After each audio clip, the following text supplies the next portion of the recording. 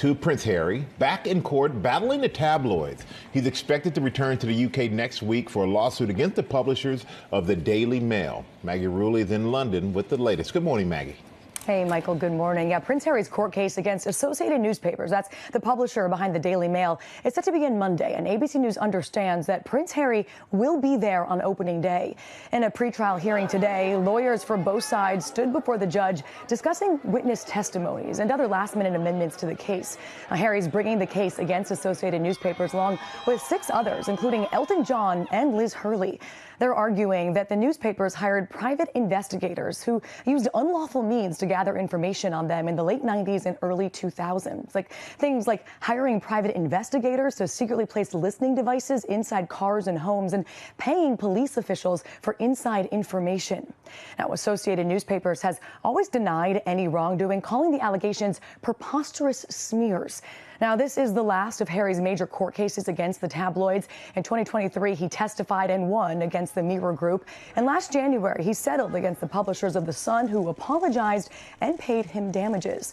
But guys, when Harry is back here in the UK for trial, we don't know yet whether he will actually see any of his family. Yeah, Robin? People want to know that. All right, Maggie, our thanks to you. Prince Harry's legal battle against the Daily Mail represents far more than a courtroom dispute.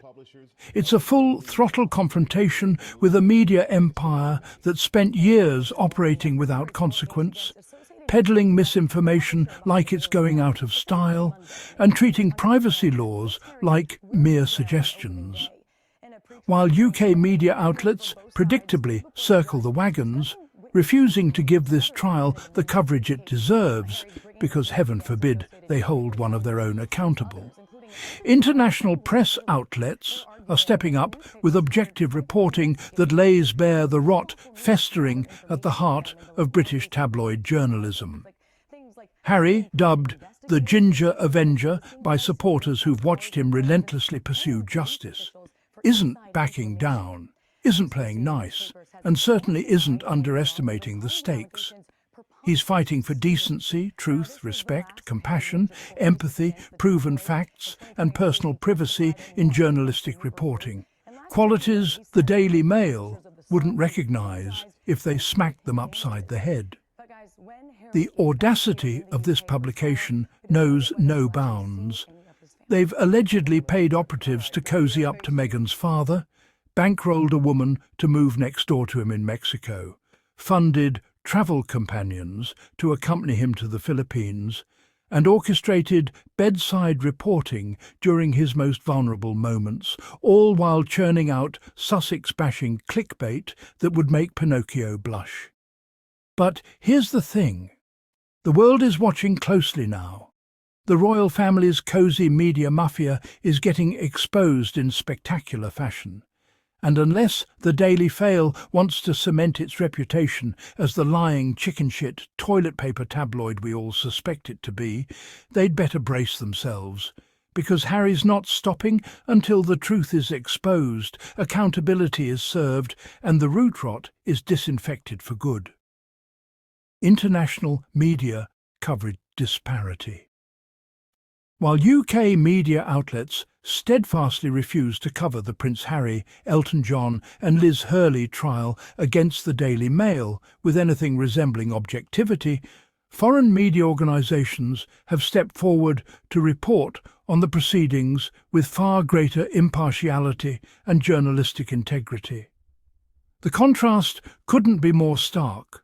British tabloids and mainstream press continue their relentless campaign of blatant, biased misinformation BS, spinning narratives and burying inconvenient truths, while international journalists actually do their jobs and present the facts as they emerge from the courtroom.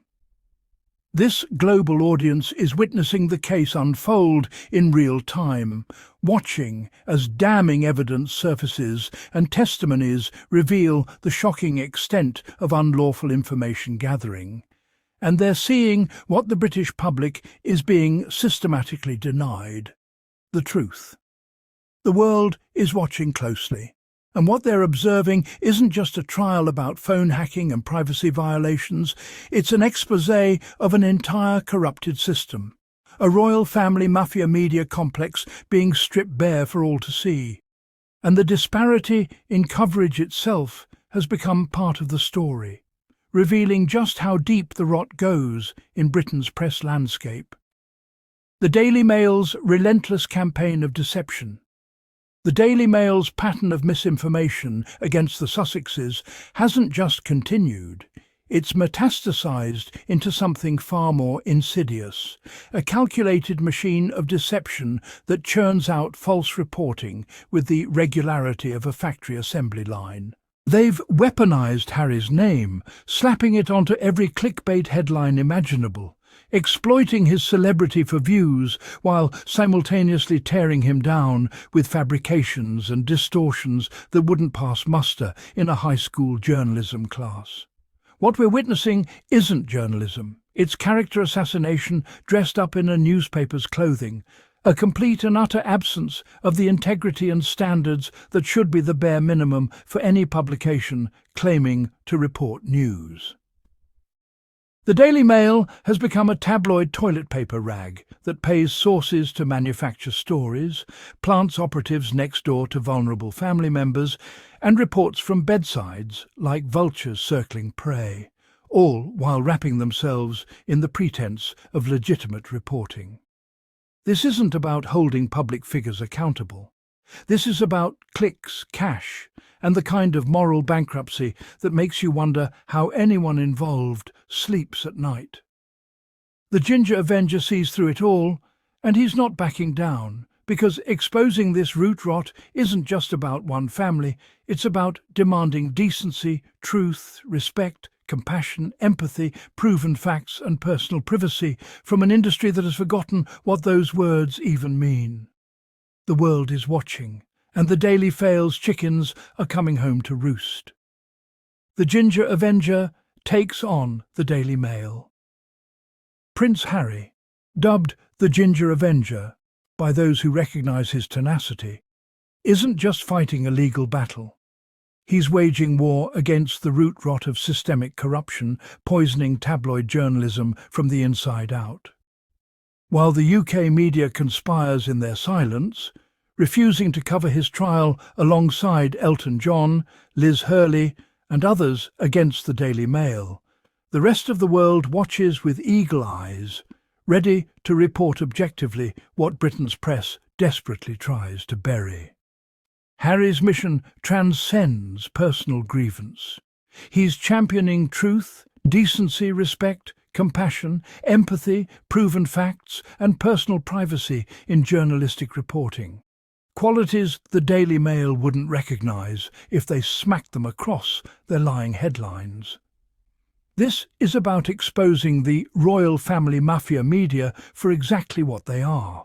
A coordinated protection racket that operates with the audacity of paying women to befriend Meghan's father, relocating them next door in Mexico, funding their travels to the Philippines, orchestrating bedside reports of amputations and earthquakes, all in service of manufactured narratives and clickbaiting manipulation.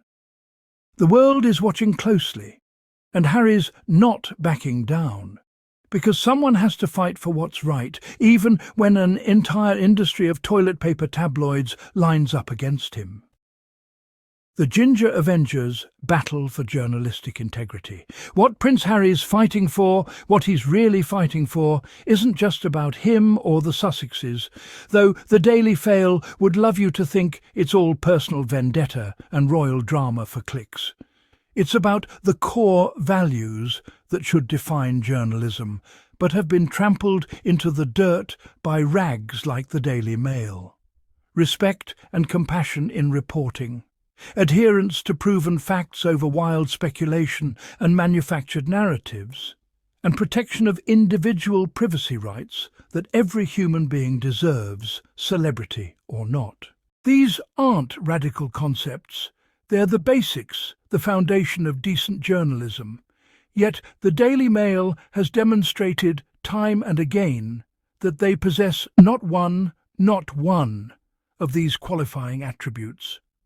They'd rather pay some woman to move next door to Meghan's father in Mexico manufacture a friendship, orchestrate trips and bedside vigils, and spin it all into salacious content than simply report truthfully. That's not journalism. That's manipulation, exploitation, and straight-up lies wrapped in a veneer of reporting. The world is watching, and what they're seeing is a media outlet so devoid of integrity that it'll sacrifice every ethical standard on the altar of clicks, views, and Sussex bashing. And Harry's not backing down. The Daily Mail's complete absence of journalistic integrity. The Daily Mail has not one of these qualifying attributes. Not ethical reporting standards, not factual accuracy, not professional responsibility. What it does possess is a deliberate, systematic machinery for spreading false narratives, for manufacturing stories from whole cloth, for paying sources to fabricate relationships and report on private citizens from their bedsides. This is not journalism. This is tabloid garbage masquerading as news, toilet paper with a masthead, the kind of lying chicken shit operation that uses people's names for clicks while having zero accountability to truth. When you're paying someone to move next door to your target's father in Mexico, when you're orchestrating friendships and travel for the sole purpose of generating content, when you're reporting earthquakes and amputations as if you're providing some public service rather than engaging in grotesque invasion, you've disqualified yourself from any serious conversation about media ethics. The Daily Mail is to journalism what root rot is to a tree. A corrupting force that destroys from within, that spreads its poison through the entire ecosystem, and that must be exposed and excised before it can do more damage. Tabloid corruption, the Daily Mail's playbook of deception. The audacity when they pay a woman to be very good friends with Meghan's dad, paid her to move next door to him in Mexico, paid her to travel with him to the Philippines, strategically positioning their mouthpiece right where they needed eyes and ears. Financial incentives offered to sources aren't just rumours, they're documented tactics, deliberate schemes to manufacture stories rather than report them. They've strategically placed paid informants in the lives of their targets, turning neighbours into spies, friends into Judases, all for the almighty click and the manufactured outrage that keeps their toxic empire afloat. These fabricated reports from compromised witnesses, reporting from his bedside about leg amputations, spinning tales about earthquakes, aren't journalism. They're orchestrated fiction, a carefully choreographed dance of deception designed to humiliate, to control the narrative, to destroy reputations for profit. This is the Daily Mail's playbook. Buy your sources, plant your people, fabricate your facts, and call it news. The root rot runs deep, and Harry's exposing every rotten branch, every paid liar, every compromised so-called witness who sold their integrity for tabloid gold. Global rally behind Prince Harry's fight for truth and accountability. The international community has rallied behind this legal action with overwhelming support, recognizing it as a pivotal moment in the battle against press corruption and manipulation. From every corner of the globe, prayers and solidarity pour in for Prince Harry and his fellow claimants, with supporters celebrating the Ginger Avengers' relentless pursuit of decency, truth, respect, compassion, empathy, proven facts and personal privacy in journalistic reporting, qualities the Daily Mail has consistently failed to demonstrate. While UK media outlets continue their blatant, biased misinformation BS, refusing to cover the trial objectively, other countries are stepping up to report on these proceedings with the fairness and integrity they deserve. The world is watching closely, and there's a collective demand for accountability that transcends borders. A unified call for justice against a media empire that has weaponized lies, paid operatives to infiltrate private lives, even moving a woman next door to Meghan's father in Mexico, funding her friendship, and travels to report his most intimate moments from his bedside, and turned human suffering into clickbait.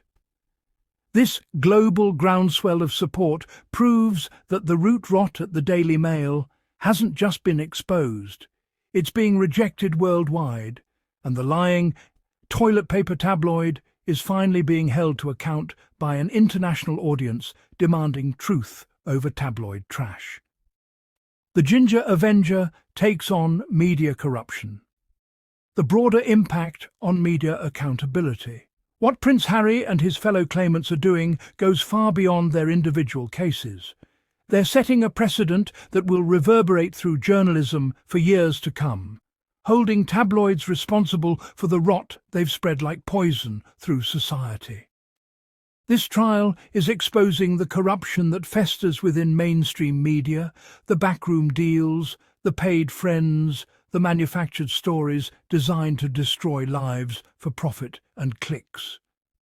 The Daily Mail and their ilk have operated like a mafia for too long, accountable to no one, protected by their cosy relationship with certain establishment figures who benefit from their propaganda machine.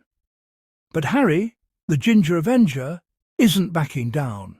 And in the process, he's advancing standards for ethical journalism that demand decency, truth, respect, compassion, empathy, proven facts, and personal privacy. These aren't radical concepts. They're basic qualifying attributes that any legitimate news organization should possess. Yet the Daily Fail has none of them. The world is watching closely as this case exposes exactly how deep the root rot goes, and foreign media outlets covering this objectively are doing what UK media refuses to do: report the truth. This is about making journalism better, about ensuring that future generations don't have to endure the lying, toilet paper tabloid tactics that have destroyed countless lives in the pursuit of profit.